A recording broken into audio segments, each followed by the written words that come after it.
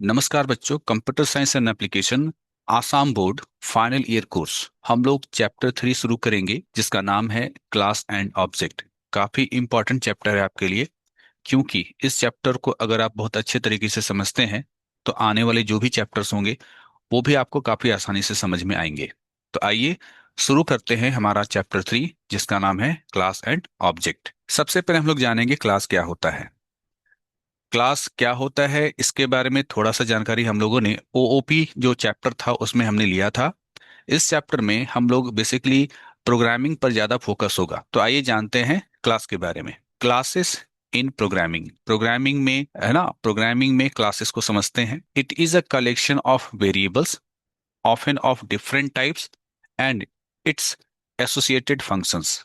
यहाँ यह कह रहा है क्लास जो होता है वो कलेक्शन ऑफ वेरिएबल होता है। प्रायः ये जो वेरिएबल होते हैं ये डिफरेंट टाइप्स के होते हैं। साथ ही साथ आपका क्लास कलेक्शन होता है जुड़े हुए या संबंधित जो फंक्शन होते हैं उसका।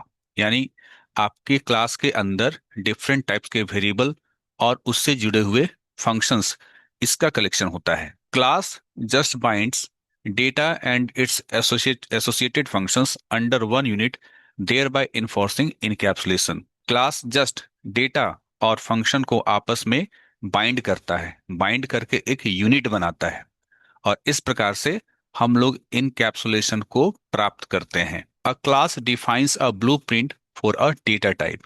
क्लास डेटा टाइप के लिए एक ब्लूप्रिंट तैयार करता है। ऐसा इसलिए कहा जा रहा है क्योंकि क्लास खुद हमारा एक डेटा टाइप है। किस प्रकार का डेटा टाइप है? आपने पढ़ा होगा, ये यूजर डिफाइंड डेटा टाइप है। यूजर के द्वारा डिफाइन किया गया डेटा टाइप है। तो जब यूजर डेटा टाइप को डिफाइन करेगा तो जाहिर से बात है उसका ब्लूप्रिंट होगा। ठीक है। नाउ क्लास को हम लोग डिक्लेयर कैसे करते हैं, उसको डिफाइन कैसे करते हैं? सबसे पहले हम लोग क्लास कीवर्ड लिखते हैं। कीवर्ड क्या होता था ये आपने फर्स्ट चैप्टर में पढ़ा था। तो क्लास हमारा कीवर्ड होगा, उसे हमें लिखना पड़ेगा। उसके बाद हम लोग क्लास का नाम लिखेंगे। क्लास का नाम आप वैसे ही लिख सकते हैं जैसे आप अपनी मर्जी से वेरिएबल का नाम लिखते थे, एरे का नाम लिखते थे, उसी तरीके से आप क्लास का नाम भी लिख सकते हैं। इसके बाद ओपनिंग कर्ली ब्रेसेस होगा और इसके अंदर प्राइवेट नाम का आपका कीवर्ड होगा। अभी आगे चल करके मैं बताऊंगा कि प्राइवेट का मतलब क्या होता है। फिलहाल ये जानिए कि प्राइवेट, प्रोटेक्टेड और पब्लिक ये तीनों कीवर्ड्स हैं। प्राइवेट सेक्शन के अंदर हम कुछ वेरिएबल डिक्लेयर करेंगे और हम कुछ फंक्शन डिक्लेयर करेंगे। उसी प्रकार से प्रोटेक्टेड सेक्शन के अंदर भी हम कुछ वेरिएबल डिक्लेयर करेंगे और कुछ फंक्शन डिक्लेयर करेंगे, और पब्लिक सेक्शन के अंदर भी हम कुछ वेरिएबल डिक्लेयर करेंगे और फंक्शन डिक्लेयर करेंगे। इस बात को ध्यान में देना है कि ऐसा नहीं है कि आपके हर क्लास के प्रोग्राम में या आपके हर क्लास के अंदर प्राइवेट, प्रोटेक्टेड और पब्लिक ये तीनों हों। प्रोटेक्टेड तो हम लोग को बेसिकली तब पढ़ने को मिलेगा जब हम लोग इनहेरिटेंस पढ़ेंगे। ठीक है। उसी प्रकार से ये जरूरी नहीं है कि आपके क्लास के अंदर प्राइवेट सेक्शन में वेरिएबल भी हो और फंक्शन भी हो सकता है केवल वेरिएबल हो सकता है केवल फंक्शन हो। ये कब कौन होगा ये तो आपका डिपेंड करता है आपके प्रोग्राम के ऊपर। ठीक है। तो फिलहाल यहाँ पर ये बताया गया है कि एक क्लास का एक बेसिक स्ट्रक्चर क्या होता है। ठीक है। क्या पॉसिबल चीजें होती हैं, तो क्लास कीवर्ड लिख करके हम क्लास का नाम लिखेंगे, ओपनिंग कर्ली ब्रेसेस, फिर प्राइवेट सेक्शन के अंदर वेरिएबल्स फंक्शंस, प्रोटेक्टेड के अंदर वेरिएबल फंक्शंस, पब्लिक सेक्शन के अंदर वेरिएबल फंक्शंस, फिर आपका यहाँ पर क्लास का डेफिनेशन बंद होगा।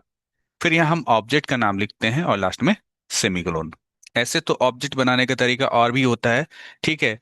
वो और क्या तरीका होता है वो मैं भी आगे चल करके बताऊंगा, लेकिन फिलहाल इस तरीके से भी आप ऑब्जेक्ट बना सकते हैं। ये जहां पर आपका क्लोजिंग ब्रेसेस खत्म हो रहा है वहां पर आप ऑब्जेक्ट का नाम लिख करके सेमीकोलन लगा सकते हैं। तो ये था क्लास को डिक्लेयर या कह सकते हैं डिफाइन करने का क्या तरीका होता है ये। अब हम लोग एक छोटा सा एग्जाम्पल लेते हैं क्लास बनाने का। क्लास बनाने के लिए सबसे पहले हम लोग क्लास कीवर्ड लिखेंगे। फिर हम लोगों ने यहाँ पर क्लास का नाम रखा है बॉक्स। ठीक है। यहाँ से क्लास का डेफिनेशन शुरू हो रहा है। फ्लोट, लेंथ एंड ब्रेथ, ये दोनों क्या हैं? ये दोनों वेरिएबल है। अभी कहा गया था ना कि क्लास के अंदर वेरिएबल होता है। दोनों वेरिएबल किस टाइप के हैं? फ्लोट टाइप के हैं। अब देखिए, इसके ऊपर कुछ भी नहीं लिखा हुआ है, ना तो पब्लिक, ना तो प्राइवेट, ना तो प्रोटेक्टेड। ऐसी स्थिति में ये जो दोनों वेरिएबल हैं, ठीक है, इन्हें हम प्राइवेट मानेंगे। ये एग्जाम में पूछता भी है कि अगर किसी क्लास के अंदर, है ना, अगर किसी क्लास के अंदर कोई वेरिएबल या फंक्शन के ऊपर कुछ भी ना लिखा हो, है ना, पब्लिक प्राइवेट प्रोटेक्टेड कुछ भी ना लिखा हो, तो उसे क्या माना जाता है? उसे प्राइवेट माना जाता है। फिर पब्लिक सेक्शन में यहाँ पर इनपुट आपका एक फंक्शन है और एरिया आपका फंक्शन है, ठीक है। तो पब्लिक सेक्शन में केवल दो फंक्शन है और प्राइवेट एरिया में केवल दो वेरिएबल है। इसके बाद क्लास का डेफिनेशन जहाँ यहाँ जो है बंद हो रहा है। फिर हमने कंटेनर जो लिखा है, ये कंटेनर क्या है? ये कंटेनर आपका ऑब्जेक्ट है। किस क्लास का? बॉक्स क्लास का। हमने कमेंट में लिखा भी है कि container is object of class box. अब कुछ टर्म्स हैं, ये टर्म्स आपको याद रखने चाहिए। जैसे पहला टर्म है what is data member. Data member किसे कहते हैं? ऑल वेरिएबल्स और एरे, है ना। या तो इस क्लास के अंदर जितने भी वेरिएबल हों, या अगर आपने क्लास के अंदर कोई एरे भी बनाया है, इन्हें हम क्या कहते हैं? डेटा मेंबर कहते हैं। तो वेरिएबल हों चाहे एरे हों, है ना, इसे हम क्लास का डेटा मेंबर कहेंगे। दूसरा है member function. All functions inside class is called member function. जितने भी फंक्शन होंगे क्लास के अंदर, जैसे हमारे इस क्लास के अंदर ये दो फंक्शन है, एक इनपुट नाम का और एक एरिया नाम का, तो ये दोनों मेरे क्लास के क्या कहलाएंगे? मेंबर फंक्शन कहेंगे, कहलाएंगे। तो हम लोग इसे फंक्शन कहना अभी बंद कर देंगे। अब से हम इसे मेंबर फंक्शन कहा करेंगे, और वेरिएबल को वेरिएबल कहना बंद कर देंगे, और हम इसे डेटा मेंबर कह करके बुलाया करेंगे। है तो वेरिएबल ही, लेकिन क्लास के अंदर हम इन्हें डेटा मेंबर कहते हैं। अगर आपसे कहता है कि क्लास के मेंबर्स बताइए, तो क्लास के मेंबर कौन है?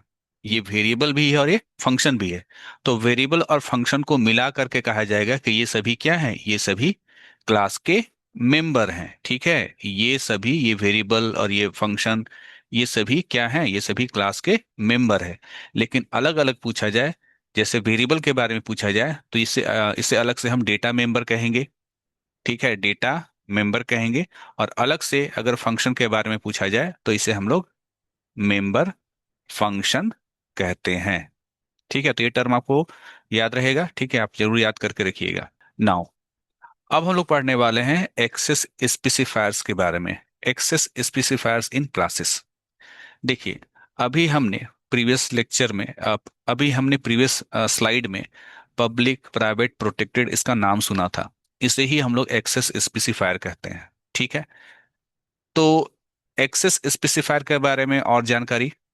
Access specifiers are used to identify access rights for the data and member function of the class. ये जो एक्सेस स्पेसिफायर है, ये तय करता है कि हम किसी क्लास के जो डेटा मेंबर हैं या जो मेंबर फंक्शन है, उसे किस प्रकार से इस्तेमाल कर सकते हैं। There are three main types of access specifiers in C plus plus programming language. These are private, public, protected. और आखिर में बताया गया है the default access specifier is private. इसका मतलब क्या हुआ कि अगर किसी वेरिएबल के ऊपर, है ना, या किसी फंक्शन के ऊपर ना तो पब्लिक लिखा है, ना तो प्राइवेट, ना तो प्रोटेक्टेड, तो वो क्या माना जाएगा? वो प्राइवेट माना जाएगा, ठीक है। यहाँ पर हम लोग ये जो एक्सेस स्पेसिफायर है, इसके मीनिंग को समझने की कोशिश करेंगे। जैसे प्राइवेट मेंबर किसे कहेंगे, है ना, प्राइवेट लिख करके जो नीचे वेरिएबल फंक्शन होगा वो तो प्राइवेट मेंबर कहलाएगा।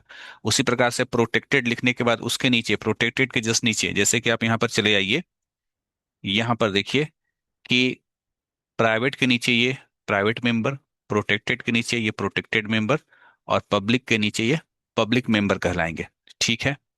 तो यहाँ पर हमें ये समझना है कि प्राइवेट मेंबर का मतलब क्या, प्रोटेक्टेड का मतलब क्या, और पब्लिक का मतलब क्या। तो सबसे पहले देखिए प्राइवेट के बारे में जानते हैं। क्लास मेंबर्स, क्लास मेंबर्स मतलब वही variable function. Class members declared as private can be used only by member function and friends of the class। Class के अंदर जो भी प्राइवेट मेंबर होंगे, है ना, किसी क्लास के अंदर जो भी प्राइवेट मेंबर होंगे उसे आप कैसे एक्सेस कर सकते हैं, मतलब कैसे यूज कर सकते हैं। तो उस क्लास के मेंबर फंक्शन की मदद से या उस क्लास के फ्रेंड के द्वारा। ठीक है। तो उस क्लास के फ्रेंड के द्वारा, ये अभी हो सकता है आपको समझने में दिक्कत होगा, लेकिन फिलहाल कुछ समय के लिए इसे बस याद कीजिए, है ना, इस रूल्स को याद कीजिए या इस कंसेप्ट को याद कीजिए कि प्राइवेट मेंबर को हम क्लास के जो मेंबर फंक्शन है उसके द्वारा या फिर क्लास के जो फ्रेंड्स हैं उसके द्वारा, फ्रेंड्स मतलब फ्रेंड फंक्शन नाम का एक चीज होता है, वो आप जानेंगे आगे चल करके। तो क्लास के जो मेंबर फंक्शन है उसके द्वारा और क्लास के जो फ्रेंड्स है उसके द्वारा हम एक्सेस कर सकते हैं। ये सारा जो रूल्स है ना, ये सारा रूल्स आपको धीरे धीरे समझ में आएगा।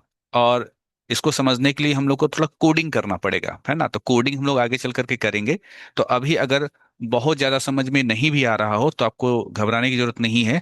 हम लोग जैसे जैसे आगे बढ़ेंगे कुछ कोडिंग करेंगे तो ये रूल्स आपको क्लियर होता चला जाएगा प्राइवेट वगैरह के बारे में। प्रोटेक्टेड जो मेंबर होते हैं उसे कैसे एक्सेस करते हैं, उसे कैसे इस्तेमाल करते हैं। Class members declared as protected can be used by member functions and friends of the class। Same चीज, जो चीज हमने प्राइवेट के बारे में पढ़ा वही चीज हमने प्रोटेक्टेड के बारे में भी पढ़ा, कि प्रोटेक्टेड जो मेंबर होंगे उसे भी हम केवल मेंबर फंक्शन के द्वारा या क्लास के जो फ्रेंड्स हैं, है ना, फ्रेंड फंक्शन उसके द्वारा एक्सेस कर सकते हैं। पब्लिक मेंबर को कैसे एक्सेस करते हैं। Class members declared as public can be used by any function and object। अब देखो यहाँ पर एनी फंक्शन का है। एनी फंक्शन का मतलब जो मेंबर फंक्शन है यानी क्लास के अंदर के जो फंक्शन है वो भी, फ्रेंड भी, इसके अलावा और भी जो फंक्शंस होते हैं उन सभी फंक्शन के द्वारा हम पब्लिक मेंबर को एक्सेस कर सकते हैं। इसके अलावा हम ऑब्जेक्ट के द्वारा भी पब्लिक मेंबर को एक्सेस कर सकते हैं। तो ये सारा रूल्स कोडिंग से संबंधित है। जैसे जैसे हम लोग छोटा छोटा कोडिंग करेंगे, कोडिंग के दौरान मैं इन सारे रूल्स को समझाऊंगा भी कि देखिए यहाँ पर ये प्राइवेट है, यहाँ पर प्रोटेक्टेड है, यहाँ पर पब्लिक है। तो धीरे धीरे आपको सारा ये कंसेप्ट समझ में आ जाएगा। अगर आप सोचते हैं कि ये टेबल को पढ़ लेंगे और याद हो जाएगा या समझ जाएंगे, है ना, बेसिकली समझ जाएंगे, तो ये संभव नहीं है। C++ का सारा कंसेप्ट को समझने के लिए थोड़ा कोडिंग भी करना जरूरी है। कोडिंग करने का मतलब ये नहीं कह रहा हूँ कि आपको प्रोग्राम लिखना है, मैं जो कोड आपके सामने रखूंगा उस कोड के माध्यम से इस कंसेप्ट को समझाऊंगा, ये चीज है। नाउ ये हमारा एक छोटा सा लेक्चर था क्लास एंड ऑब्जेक्ट पे आधारित। हमने जानबूझ करके इस लेक्चर को छोटा रखा। ठीक है, ज्यादा बड़ा लेक्चर होने से फिर आप जो है थोड़ा सा बोर होने लगेंगे। अगले लेक्चर में हम क्लास एंड ऑब्जेक्ट से संबंधित और भी टॉपिक्स को कवर करेंगे, कुछ प्रोग्राम्स देखेंगे। उस प्रोग्राम की मदद से हम लोगों को कोडिंग समझना ज़्यादा आसान हो जाएगा। तो ये वीडियो लेक्चर आपको कैसा लगा हमें कमेंट करके ज़रूर बताएं।